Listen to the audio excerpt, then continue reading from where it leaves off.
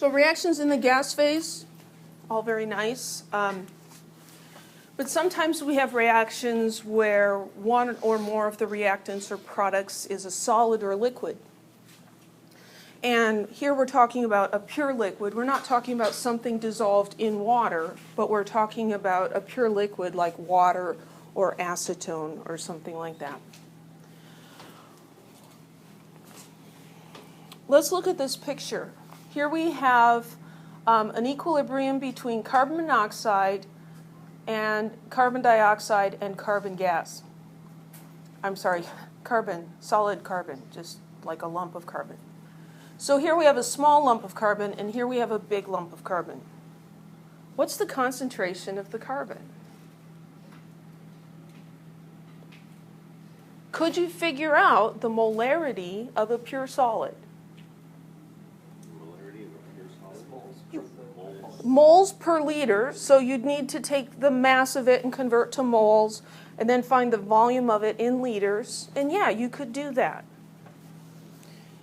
Small lump of carbon, big lump of carbon. Would the molarity be different or the same? It's going to be the same because it really comes down to the density. The density is the same whether you have a big chunk or a little chunk. So if a solid is present, its concentration doesn't change as long as there's even a tiny piece of that present. Okay? If we have a liquid, the concentration of a liquid doesn't change either. The concentration of water is about 55 moles per liter.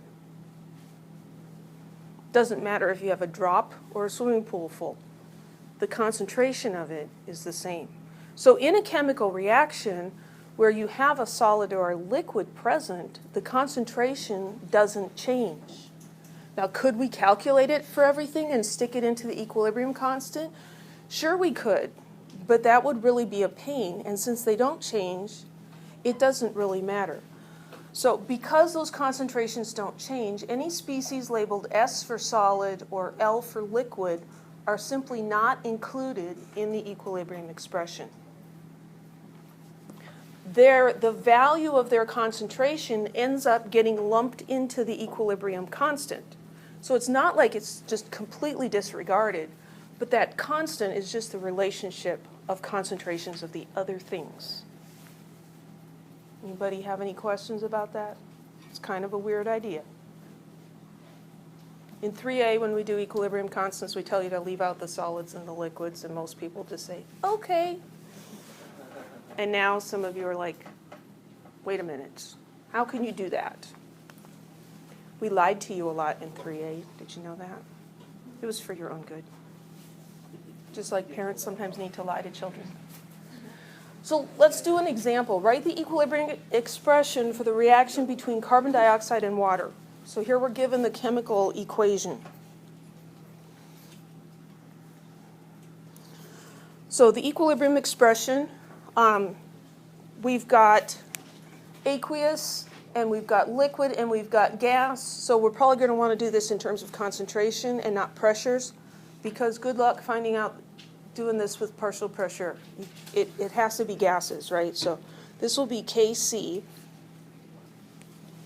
So there's two approaches to this. One, you can just put everything in and then cross off the solids and liquids, or you can think ahead and leave them out in the first place. What do you want to do? Leave them out in the first place.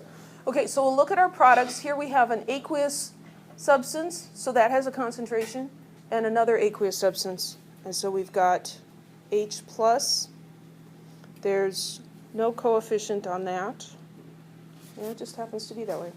And then we've got the HCO3, the hydrogen carbonate ion. And then we're going to divide by the concentrations of our reactants. Well, here's a gas. And here we have water. Water is a liquid. Its concentration doesn't change. And so we just leave it out. And this is the equilibrium expression for this reaction. Any questions? I have a question. Yes. Is this what happens in your blood, when you run out of breath, like you get CO2 concentrations high in your blood? Yes, this is one of the reactions that occurs in your blood. Your blood uses a bicarbonate buffering system to help maintain the pH. And so it does that by taking in and giving off carbon dioxide. So yeah, this is one of those things that does happen in your blood. So I heard that it becomes like more acidic because of the carbonate ions. Yeah, if you're getting, like if you're, probably if you hyperventilate. Right. Well, actually what they do when you're hyperventilating is they have you breathe into a bag, right? Breathing into a bag is going to increase the amount of carbon dioxide that you take in. And so it's probably going to acidify your blood a little bit. And I think that's what actually triggers you to calm down and stop doing that. Less oxygen. Yeah, less oxygen, more CO2. But mostly this is driven by the pH in your blood. If you get too much acid in your blood, it'll react with the bicarbonate and release carbon dioxide. Yes? Does this apply to people with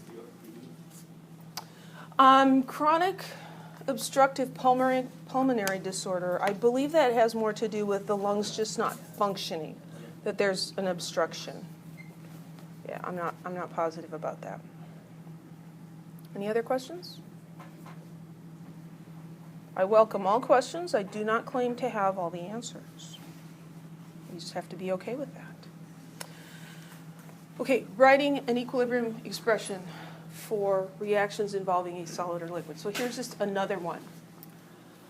Here we've got calcium carbonate in equilibrium with calcium oxide and CO2. Write an expression.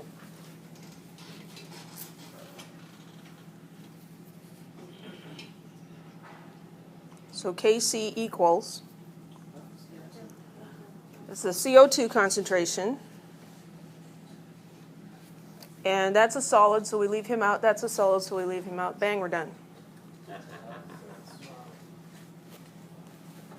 So the equilibrium of this reaction depends only on the concentration of the carbon dioxide.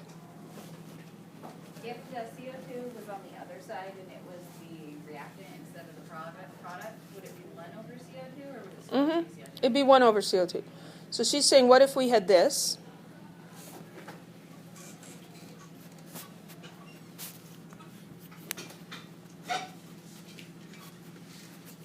Then it's, again, the product concentrations over the reactants. Here there's only one that's not a solid, and so Kc is going to equal 1 over CO2.